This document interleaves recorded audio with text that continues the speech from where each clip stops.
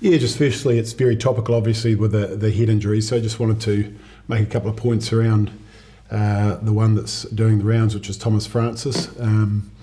So firstly, I just want to point out that we've got a very, very experienced medical team who we think are world class. They're experts in their field. And in relation to both Tom Francis and also Josh Adams, actually, both of those players have been seen by our medical team. The follow-up protocols that they go through post a match, the return to play protocols, which are set, the guidelines are quite clearly set by World Rugby. Those have been followed. And at each stage of that process, both players have come through fine. As a result, we've gone the extra mile, I suppose, in terms of Thomas Francis, and we've got an independent concussion specialist involved. He's got the history of the player. He's also had a look at the footage from the match, and he's also understands and has been taken through the protocols that have been followed, which are the World Rugby protocols that we go through. And he is supportive of the fact that the player has been cleared to be selected, and on that basis, and in consultation with the player, we've decided to select Thomas Francis. We've also obviously decided to select Josh Adams. So I just want to tidy that up. There's obviously another inquiry or interview going on around, or review going on around what happened on match day. So I won't comment on that until such time that's been concluded. But just want to tidy up and let you know what's gone on behind the scenes in terms of both of those players. Okay, thanks Wayne. So now we'll come to Gareth for some other questions around selection. Wayne, can I just ask, just finish off on that then and get that out of the way. When you hear the criticism that you've got from people who haven't been involved in the process with the player, they've seen a clip on television and that's where the criticism's coming from, you know, they're questioning your medical staff. I just wonder what you thought of that. Yeah, look, people from time to time, express their views, and they're entitled to do that. But, you know, we've got to stay focused on what we're dealing with on the ground here, and that is the players' safety. So we go through the protocols that we all know we have to go through, and they're very stringent. We've got a very, very experienced medical team, as you well know. And by getting the independent person in on top of that, it just goes to show how serious we do take it. And obviously the player is part of this consultation process all the way through. So, yeah, look, it's everyone's entitled to their opinion, but what I would say is the experts that are dealing with it on the ground are dealing with this sort of thing on a daily basis, and as I say, they are experts in concussion.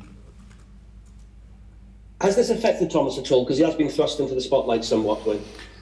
I don't think any player probably enjoys being in the spotlight for these sorts of things. I think, generally speaking, you know, I can only talk on what I see from Thomas in our environment, and he's head down, backside up, working hard, to be quite honest. You know, in his mind, he's good to go, and he's followed all the processes that have been put in place, and he trusts those processes and the people that put them in place.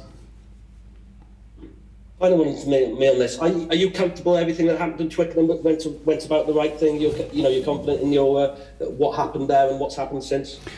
Clearly, there are people that have responsibilities on match day, and there's a review looking into what happened, and we'll see what the findings are there. But certainly, it's like anything in any sport. We're looking to, if we can improve things that we do, we'll look to do so.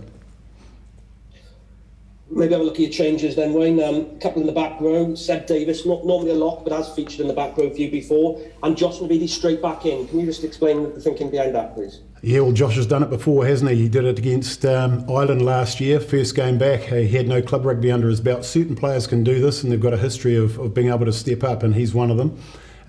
The year before that in the Six Nations out in Twickenham, first game back was a test match against England, and we had worked on about 50 to 55 minutes from that day, but he played 80, so he was playing that well. So we know that he can do it. He ticked some boxes in the game against Cardiff and made sure the shoulder was okay, and so he's ready to go, and very pleased to have him back. Look, Seb's a guy that we've been giving little cameos off the bench. We looked at the opposition we're playing. We looked at how we played against England. We're wanting to reduce our error count and get our discipline right. He also offers us something different in terms of the balance at line-out time.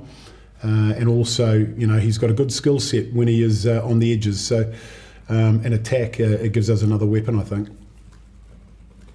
You've experimented with the back row a little bit, and you had 2 open sides and you're against Scotland. You've obviously gone for a different sort of more physical one here. Is that experimentation something you're looking at ahead of next season? No, a lot of it's forced on us, to be honest, with injuries. With Justin Tipuric, Navs has been out, Toby's just come back in. Dan Lydiot's out. So there's a lot of players been unavailable, and not just in the back rows. So some of it's forced. We'd like to get some continuity in selection, and that will happen as we get closer and closer to the World Cup, obviously. There's only really 2 or 3 tweaks to this squad. The rest are forced through injuries. So Nick Tompkins, his is through injury.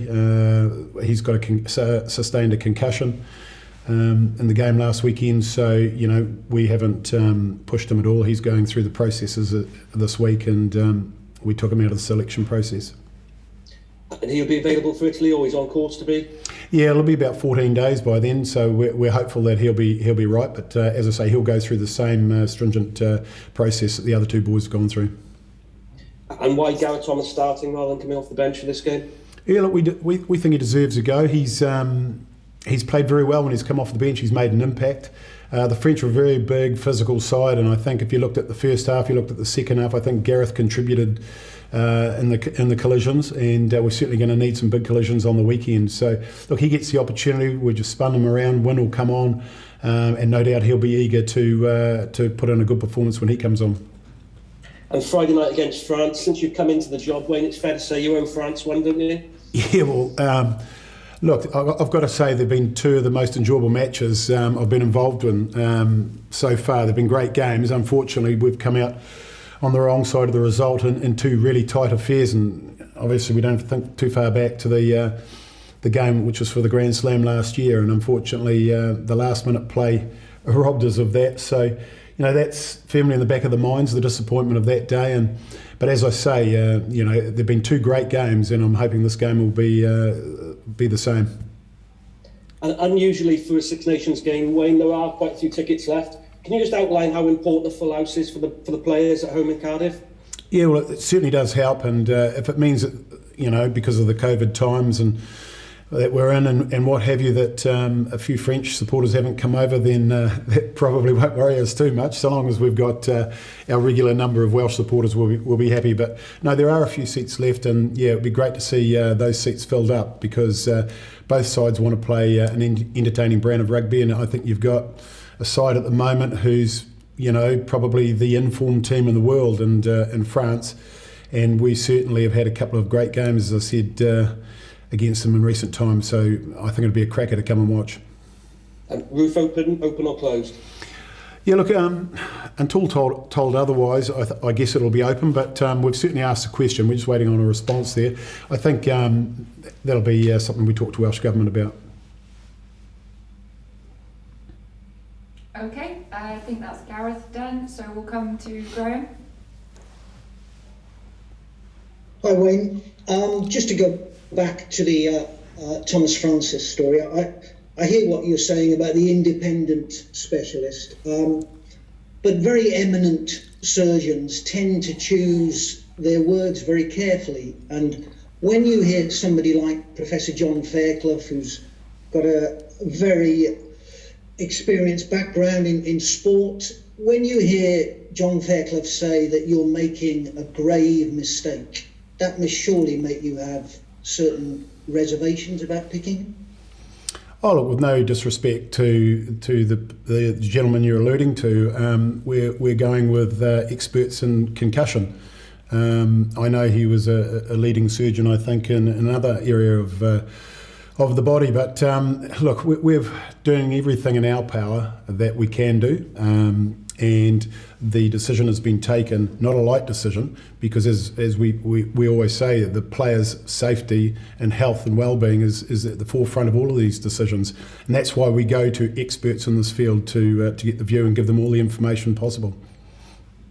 The other thing that he said, and Progressive Rugby said after Twickenham, was that the incident clearly showed that the regulations as they stand are not fit for purpose. Do you think they are? Look, there's a review looking at all of that. I didn't see the incident live. I've only seen it post. So if you don't see it live, and all those sorts of things and that information, no doubt, will be part of the review. But do you think the regulations at the moment are fit for purpose? Well, I think they are until they're changed, because it's one that we've all been working towards for some time. And leading experts are involved in putting those protocols in place. Yeah, okay. Just to go on to team selection, and in terms of the positions you've changed, Jonathan Davis was a player maybe that people thought perhaps was being edged out coming towards the end of his career. By starting him, is part of that to show that isn't the case? He's still got a big part to play in your future as Wales coach? Yeah, look, Nick Tompkins has been playing very, very well. Now he was unavailable for selection. Jonathan came off the bench. He's done well for us coming off the bench in the last couple of games. So probably for this game we may have gone with the same selection, but that decision wasn't made because of the injuries. So John's been very reliable for us. We're looking at what he's doing in a Welsh shirt, what he did for us against France last year. Had a very, very strong game out there in that last game of the Six Nations. So at 12, we think he's still got a lot of rugby left in him, and he brings a lot of experience, obviously. Yeah, and Louis Rees-Zammit, Wayne, how far is he from a starting pick at the moment for you? Well, I'm very happy with the two that started last week. I thought they did a great job, and I think Louis went back, played for his club, scored a great try coming off the bench there, and hopefully he'll do something similar for us on the weekend. Just lastly, Antoine Dupont, there was rumours he might not play. Were you a bit hopeful he miss out on this one or not? Yeah, we don't sort of tend to sort of single out individual players, but in this case, you can't but do that because he's world class, isn't he? Probably the form player in the world, and look, even when you're sitting in the opposition coach's box, some of the things that he does on the field, you just got to you find yourself just quietly saying, "Well done." He's just great to watch, but hopefully we'll be able to contain him, and because he is, as I say, world class. Thanks, Wayne. Thank you. Okay, and then we'll finish up the live section with Simon Thomas. Hi Wayne, how are you, mate? Good, thank you, Simon. I would imagine that Tame Basham is reflecting on the vagaries of life at the moment. You could argue Wales' first 5 games this season, he's perhaps your best player. Now he's not in the 23. What kind of conversation have you had with him, and what's your thinking there about progress, and maybe the progress that has stalled slightly now? Well, look, it's one selection in a number. He's a young player that's played a lot of big games in a row. Started to, I think, just make a few errors in the last game. We've spoken about that. Tane was very open and honest, and he's working very hard at his game because he wants to keep improving every match. And we've got a guy like Navs is available, and so we feel that it's a good time to freshen Tane up, and also to give Josh that opportunity. So I think it's fit for purpose for this particular round, and we'll wait and see what we do next week. Lastly for me in this section, Nick Tompkins, I guess, is an emblem of the pros and cons of playing in the Falla week. He's man of the match, probably got a confidence building performance, but now he's not playing.